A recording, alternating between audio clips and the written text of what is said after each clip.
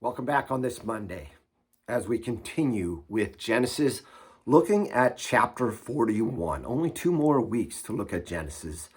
By the way, after that, we will be looking at the prophet Amos through the rest of Lent. Hope you'll continue to join us for that. Now, as we start with Genesis 41 today, remember that Joseph was the loved son of Jacob. Of all the 12 sons, he loved Jacob best, gave him that coat of many colors, but that made Joseph hated by his brothers. That and some dreams that he had that he told them the interpretation, that didn't help any. They sold him into slavery. He went down to Egypt and was taken to be the servant of Potiphar. Potiphar's wife tried to get him in bed with her. He refused. She accused him of trying to take advantage of her. Potiphar had him thrown into prison. While he was in prison, he interpreted dreams for the cupbearer and the baker of the king. One worked out well, the other one did not, but he correctly interpreted both, asking the cupbearer to remember him. But the cupbearer didn't remember. Let's pick it up now with verse 1 of Genesis 41. Again, this is a longer chapter. Make sure you read it all to get the whole story. That's important. Now, verse 1. After 2 whole years, Pharaoh dreamed that he was standing by the Nile, and behold, there came up out of the Nile 7 cows, attractive and plump, and they fed in the reed grass. And behold, 7 other cows, ugly and thin, came up out of the Nile after them, and stood by the other cows on the bank of the Nile. And the ugly, thin cows ate up the 7 attractive, plump cows. And Pharaoh awoke, and he fell asleep and dreamed a second time. And behold, 7 ears of grain, plump and good, were growing on one stalk. And behold, after them sprouted 7 ears, thin and blighted by the east wind. And the thin ears swallowed up the 7 plump, full ears. And Pharaoh awoke, and behold, it was a dream. So in the morning his spirit was troubled, and he sent and called for all the magicians of Egypt and all the wise men. And Pharaoh told them his dreams, but there was none who could interpret them to Pharaoh. Then the chief cupbearer said to Pharaoh, I remember my offenses today. A young Hebrew was there with us, a servant of the captain of the guard. When we told him, he interpreted our dreams to us. I'm skipping ahead a little bit here. He interpreted our dreams to us, giving an interpretation to each man according to his dream. And as he interpreted to us, so it came to pass. I was restored to my office, and the baker was hanged. Then Pharaoh sent and called Joseph, and they quickly brought him out of the pit. And when he had shaved himself and changed his clothes, he came in before Pharaoh. And Pharaoh said to Joseph, I have had a dream, and there is no one who can interpret it. I have heard it said of you that when you hear a dream, you can interpret it. Joseph answered Pharaoh, It is not in me. God will give Pharaoh a favorable answer. How about that for humility? Joseph finally has an opportunity to get out of the pit, to do something to help himself. And he says, no, it's not me. It's God. Shows humility, and it really shows wisdom, because it was God who was interpreting the dream. It wasn't Joseph. Joseph understood where this gift came from, and he gave glory to the one who gave him that gift.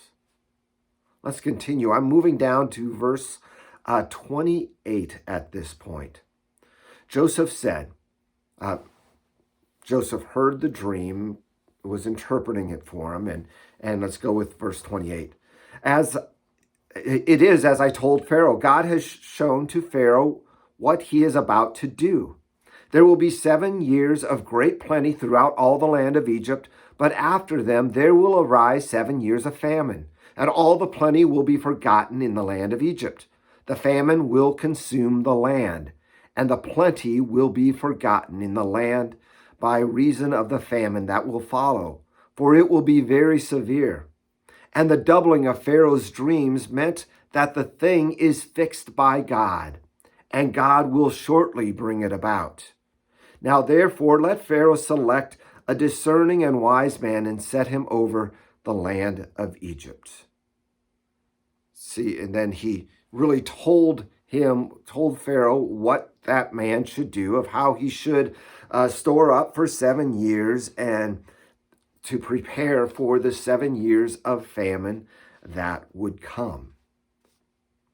God gave him the answer to the dream, the interpretation, and the solution to go with it as well. I strongly believe that it is God who gives us wisdom also. Let's move on. This is now verse 37. This proposal pleased Pharaoh and all of his servants, and Pharaoh said to his servants, "Can we find a man like this in whom is the Spirit of God?" Remember, a little side note there, remember that Egyptians were polytheistic. They most likely would be okay with worshiping the God of the Hebrews, Yahweh, the Lord, but he would be one of many divinities. So that he's talking about God shouldn't be surprising. It doesn't mean that he was converted over to believing only in the one true God. No, he was still worshiping the gods of Egypt as well. Verse 39, then Pharaoh said to Joseph, "Since God has shown you all of this, there is none so discerning and wise as you. You shall be over my house, and all my people shall order themselves as you command. Only as regard to the throne will I be greater than you." Absolutely amazing story, isn't this? The rags to riches, literally, from the pit of despair to sitting on the right hand of the king, the throne of power. Now, some people might say good things come to those who wait. Because Joseph waited, God rewarded him. No, that's not really true, because not all who wait are rewarded as Joseph would. It is more wait on God's timing. Even though things are difficult, wait on God's timing and wait for his deliverance. It may not come in this life. It may be that final deliverance that we have in heaven one day. But we wait on God. Wait on God for his answer, as Joseph did, waiting probably over 10 years for that answer. Well, I invite you to come back tomorrow. The rest of this chapter really is Joseph putting into play the plan that he had talked about, and all of these crops accumulating over the 7 years, saving them up so that he would have plenty for the next round. And we'll see what happens in chapter 42. I welcome you back tomorrow as we see how God uses this, the plan God is bringing into effect to affect the outcome of the whole world. We'll see you then.